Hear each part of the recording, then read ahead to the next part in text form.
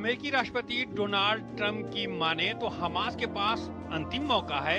इस गंभीरता को शायद वो भी समझ रहे हैं और युद्ध खत्म कराने के लिए ट्रंप की 20 सूत्री योजना की समीक्षा में जुटे हुए हैं। ट्रंप ने हमास पर दबाव बढ़ाते हुए जवाब देने के लिए 3 से 4 दिन का मौका दिया है। कतर में हमास के साथ बातचीत जारी है।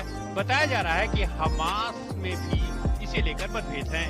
एक धड़ा बिना शर्त ट्रंप की योजना को मानने के लिए तैयार है, जबकि दूसरा गुट हथियार डालने और राजनीतिक भूमिका वाले प्रावधान को हटाने पर जोर दे रहा है। हमास के जवाब के इंतजार के बीच इजराइल ने गाजा शहर पर हमला तेज कर दिया है।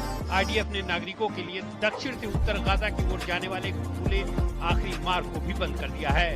ट्रंप की शांति योजना के तहत अगर दोनों पक्ष इसे स्वीकार करते हैं तो युद्ध तुरंत बंद हो जाएगा। योजना की मंजूरी के 72 घंटे के भीतर हमास को सभी शेष बंधकों को रिहा करना होगा। अगर हमास इसे खारिज कर देता है तो उसे नष्ट नाबूद करने के लिए इजराइल को अमेरिका का पूरा समर्थन हासिल होगा। जैसे ही दोनों पक्ष इस योजना को मंजूरी देंगे, इजराइल अपनी सेना को हटाना शुरू कर देगा। गाजा को तय दूरी तक खाली कर देना होगा। इजराइल ने प्रस्ताव को स्वीकार जरूर कर लिया है, लेकिन प्रधानमंत्री नेतन्याहू ने साफ कर दिया है कि इजरायली सेना गाजा के कई इलाकों में मौजूद रहेगी और साथ ही अलग फिलिस्तीनी राष्ट्र को किसी भी सूरत में मंजूरी नहीं दी जाएगी। योजना में हमास के हथियार डालने और भविष्य में किसी भी तरह की राजनीतिक भूमिका नहीं होने की बात कही गई है, तो सवाल उठता है कि हमास नहीं तो गाजा को चलाएगा कौन?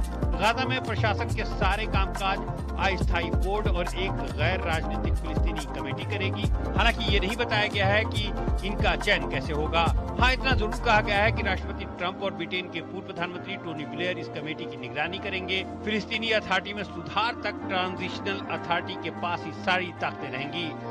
प्रस्ताव में गाजा को अलग क्षेत्र बताते हुए फिलिस्तीन से जोड़ा भी नहीं गया है। गाजा की सुरक्षा सुनिश्चित करने के लिए अस्थायी अंतर्राष्ट्रीय बल का गठन भी किया जाना है।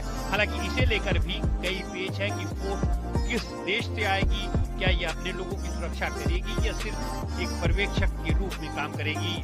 प्रस्ताव में ये भी स्पष्ट नहीं है कि इजराइल अपनी सेना कब हटाएगा। सिर्फ इतना कहा गया है कि गाजा की सुरक्षा सुनिश्चित होने तक इजराइल की जिम्मेदारियां होंगी।